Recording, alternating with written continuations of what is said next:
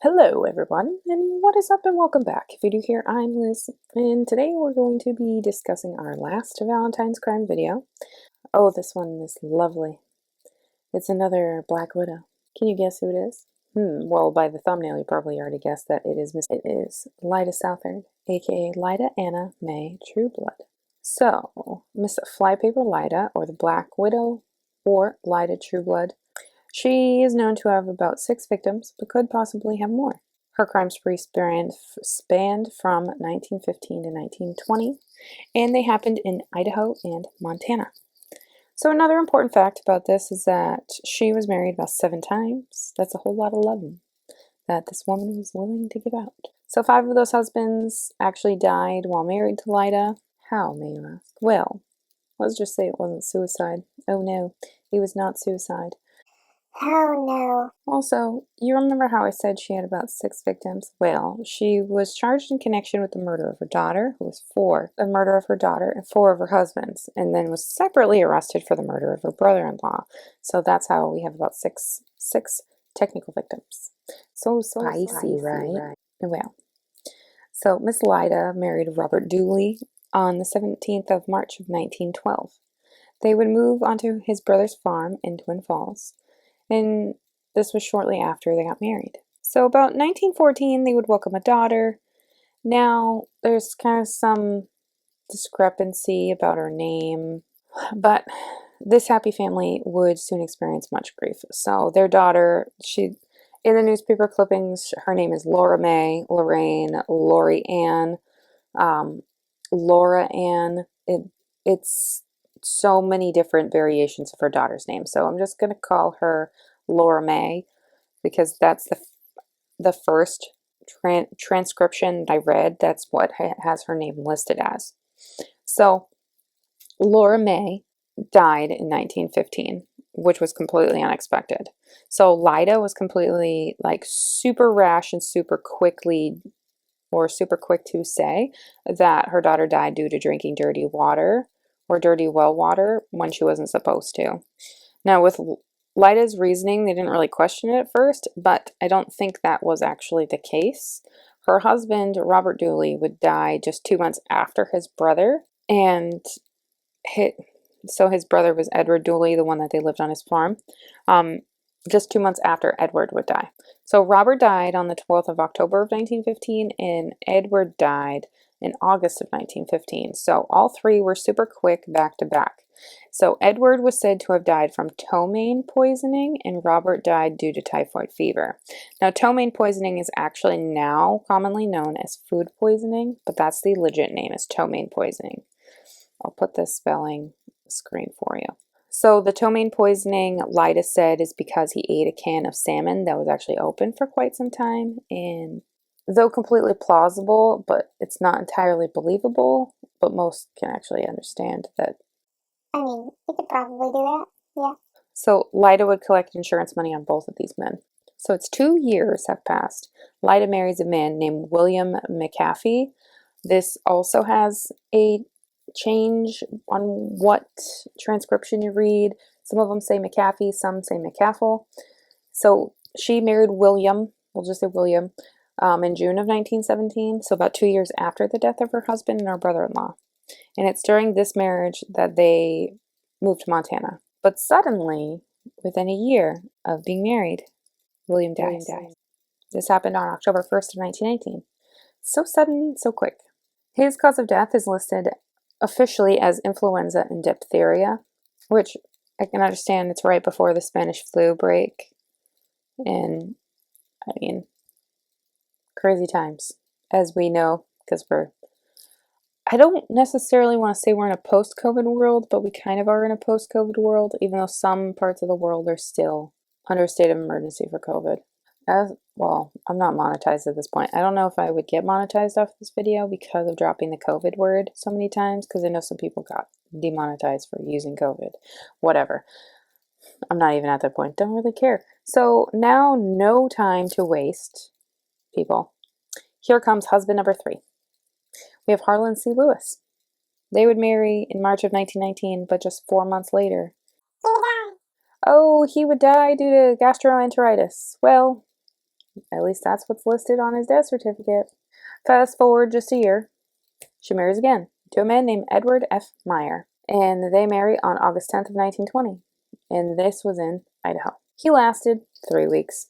So nice. He too would die due to typhoid fever, and this was on September 7th of 1920. So thankfully, this dude's death finally raised some alarm bells. So Earl Dooley, who was a relative of her first husband, he's actually a chemist.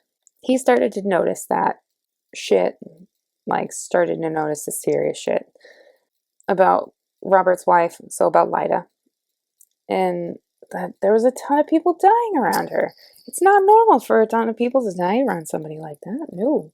So he started doing some digging and some background. And what he did was he took a sample from the Ed Meyer property and he tested it. You see, Earl Dooley and Ed Meyer, friends, odd. And you also see Earl saw Ed just days prior to him dying and he looked extremely ill. The sample of earth that he tested showed arsenic. Oh, so spicy.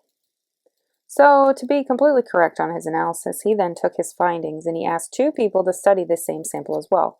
This was Dr. Hal G. Byler and a chemist named Edwin F. Rodenbeck. After they completed their study on the sample, it showed that their findings were similar and it showed evidence of arsenic. So, this all in all showed that Ed Meyer was killed via poisoning by arsenic. And this would deduce that maybe her other husbands had died due to this, and also her daughter and her brother-in-law.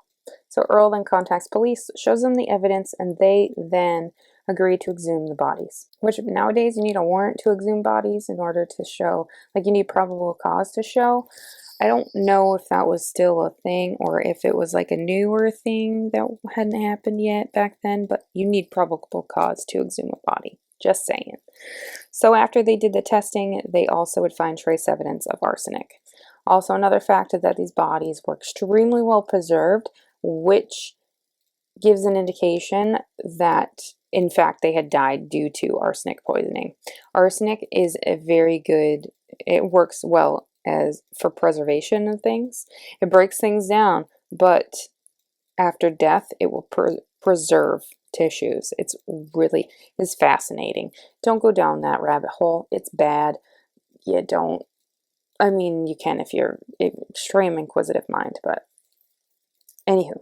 So, well, I bet you're wondering as to how she got her nickname, Flypaper Lyda. So, to get arsenic, she took what's called flypaper, soaked it in large barrels that were filled with water, to be exact, to extract said arsenic from the paper. That seems fun, right? Well, the police found these large barrels at her home. And, yeah, they couldn't find Lyda. Because you know what? She wasn't even in Montana or Idaho. Oh no, she was in Honolulu, Hawaii, already married to husband number 5. His name is Paul Southard, hence why her name more than likely shows as Southard. So he would file for divorce from Lyda right after she's arrested for murder, but he doesn't really go anywhere. I'll get into that. So prior to her arrest, in her extradition back to Idaho, she tries to convince Paul to change her to his beneficiary for his life insurance. He said no because he didn't think it was a good idea. Very smart man. Very smart man. Because I guess his smarts weren't good enough, other than the fact of denying her the beneficiary thing, but he was still deeply infatuated with Lyda, so he would pay her aid in court. So he helped pay for her court case. So there was a picture that I did find of Lyda and Paul, and she is dubbed the woman Bluebeard in this photo. She's not a bad looking lady, so it's understandable how she kept getting these men to fall for her. It's just kind of sad the 4 of them died because of it. So her arraignment was on June 11th of 1921, and her trial was only 6 weeks long. And it's during the trial that they would point out that she committed these crimes for monetary gain. Each death she received a payout for. Although I haven't been entirely able to find the monetary gain from her daughter's death. I don't think children that young were covered under life insurance at the time. Although, if you read different Black widows like Belle Gunness and stuff like that, there's a lot, I don't know, there's a lot of discrepancies when it comes to life insurance. But for the case of her husband, Robert Dooley, she was awarded $4,600. The death of her second husband, William, she got $500. This was supposed to be about $5,000, but his payment had lapsed on his insurance, so she couldn't collect the whole amount. Her third husband, C. Harlan Lewis, she received about $3,000, and for her fourth husband, Edward Meyer, she received $10,000. So that's a lot of money. That is well over $20,000. So subsequently, she would be convicted of second-degree murder and sentenced to 10 years to life in prison. And this was at the old Idaho State Penitentiary. So there are some articles that she was actually sentenced to 14 years to life, but there's nothing really to substantiate this. Another discrepancy in newspaper articles from that time. I mean, it's 1921. So while she was in prison, she did ultimately escape. So she was actually eligible for parole around this time due to having already served 10 years in prison. So what she did was she used her womanly wooing power and on a guard. His name is Jack Watkins. And he got her a ladder and a saw so she would be able to escape from her prison cell. The circumstances around her escape are strange because some say that the ladder she needed was actually buried underneath the prison, so she didn't have access to it. She also didn't have access to the saw, but it's all kind of weird. But because of his death, things kind of went back to square one, but not really. So she would end up meeting her savior. His name is David Minton. David Minton was actually pardoned from the same prison about a month prior to her escape, and it's believed that he helped her. So what she did is she made it so she had such an influence over the prison.